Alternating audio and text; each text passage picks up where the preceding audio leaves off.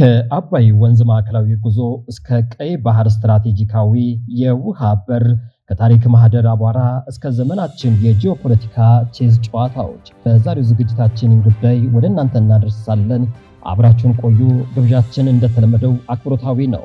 በአፍሪካ ቀንድ ላይ እያንዣበበ ስላለው አዲስ የፖለቲካ አሰላለፍ ይሆናል።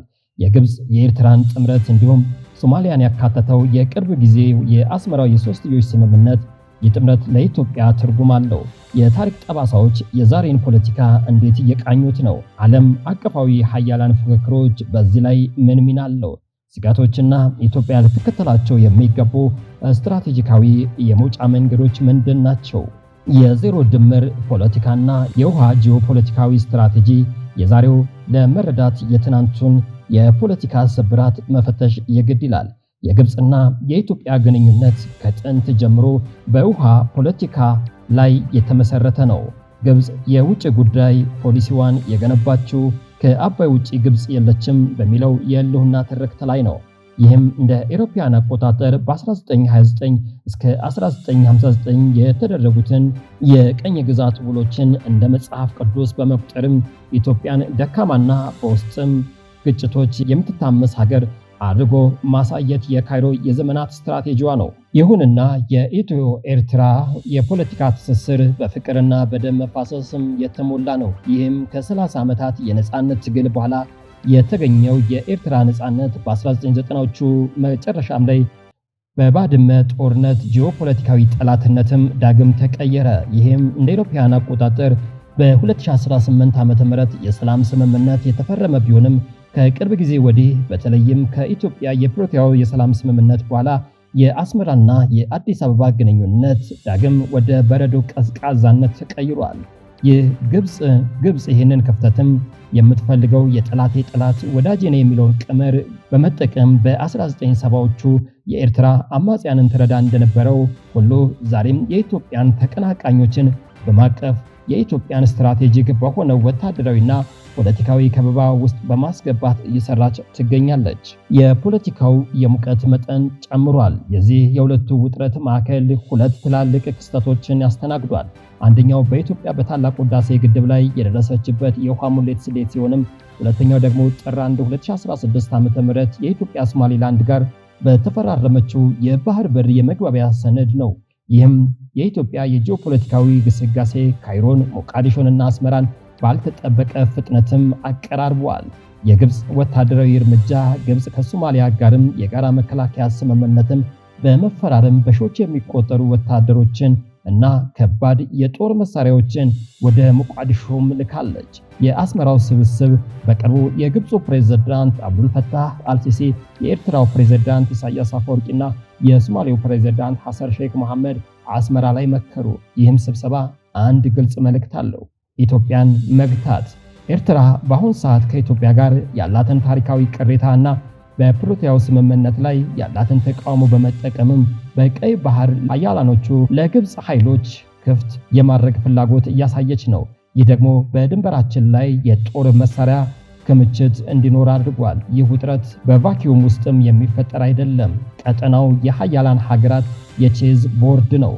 ቀይ ባህር በዓለም የንግድ እንቅስቃሴ በተለይም በነዳጅ ዝውውር የጀርባ አጥንት በሆነው ባብ ኤል ማንደብ መተላለፊያ ነው። በየመኑ ያሉ ሁሉ የሁቲ አማጽያን ጥቃትና የእስራኤል በሐማስ ጦርነት የቀይ ባህርን ደህንነት አናግቶታል። አሜሪካና ቻይና ሁለቱም የቀጠናው የየራሳቸውን የጦር ሰፈርም በጅቡቲ ያላቸው መረጋጋትን ይፈልጋሉ። ነገር ግን አዳዲስ ጥምረቶችን በጥርጣሬ ነው የሚያዩት። የመካከለኛው ምስራቅ ፍክክር በሌላ በኩል በተባበሩት አረብ ኤምሬት ከኢትዮጵያ ጋር ያላትን ጠንካራ ወዳጅነትና የኢኮኖሚ ትስስር ከሳውዲ አረቢያና ከግብፅ የጂኦፖለቲካ ፍላጎት ጋር በቀጥታ ይጋጫል። ኤምሬትስ በአፍሪካ ቀንድ ያላትን ተጽዕኖ መስፋፋትም ግብፅ በእጅጉንም አስቆጥቷል።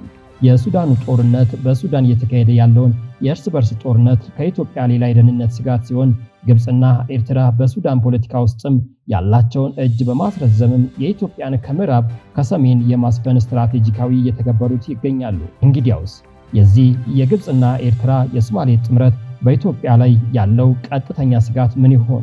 ኢትዮጵያዊና ስነ ልቦናዊ ከበባ ኢትዮጵያዊ እና ስነ-ልቦናዊ ከበባ በኢትዮጵያ በሰሜን ኤርትራ በምስራቅ ሶማሌና በምዕራብ ሱዳን በኩል የቀጥታ የጸጥታ ስጋት ውስጥም እንድትወድቅ ማድረግ ነው። ሌላው ደግሞ የግብጽ ጦር በሶማሊያ መገኘት ቀጥተኛ ወታደራዊ ግጭት ባያስከትልም ከፍተኛ የስነ-ልቦና ጦርነትና የጸጥታ የሀብት ብክነትን ያስከትላል። ይህ የውስጥ ሰላምን ማደፍረስ የኢትዮጵያን አሁን ባለችበት የውስጥ የጸጥታ ችግሮች በአማራ፣ በኦሮሚያ ወዘተ ይህ አዲስ ጥምረት ለታጠቁ ኃይሎች የሎጂስቲክና የገንዘብ ድጋፍ በማድረግም ኢትዮጵያ መቼም ቢሆን ማዕከላዊ ጠንካራ መንግስት እንዳይኖራት የማድረግ ስጋት ሌላኛው ነው።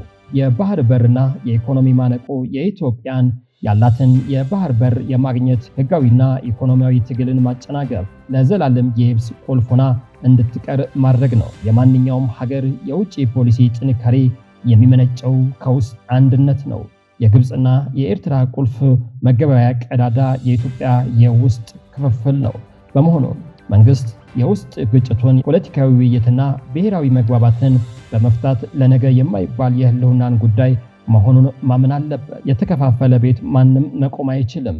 እናም ኢትዮጵያ በአስመራ፣ ካይሮ፣ ሞቃዲሾና ዘንግ ላይ ለሚሰነዘረው ትንኮሳ በስሜት ምላሽ ከመስጠት መቆጠብ፣ ከሶማሊያ ጋር ያለውን ውጥረት በአፍሪካ ህብረትና በኢጋድ በኩል ለማለዘብ መሞከር፣ ሶማሊያ የግብፅ የውክልና ጦርነት ሜዳ እንዳትሆን የሶማሊያን የህዝብና ምሁራኖች ያማከለ የህዝብ ለህዝብ ዲፕሎማሲያዊ ስራዎችን መስራት፣ ኢትዮጵያ የብሪክስ አባል መሆኗን ተጠቅማ የቻይናንና የሩሲያ የዲፕሎማሲያዊ ድጋፍን ማጠናከር፣ በሌላ በኩል ደግሞ የምዕራባውያንን በተለይም አሜሪካ ጋር ያላትን ግንኙነት ማሻሻል። ምክንያቱም አሜሪካ በቀይ ባህር ላይ ያላት የግብፅና የሩሲያን ቻይና ተጽዕኖ እንዲጨምር አትፈልግም።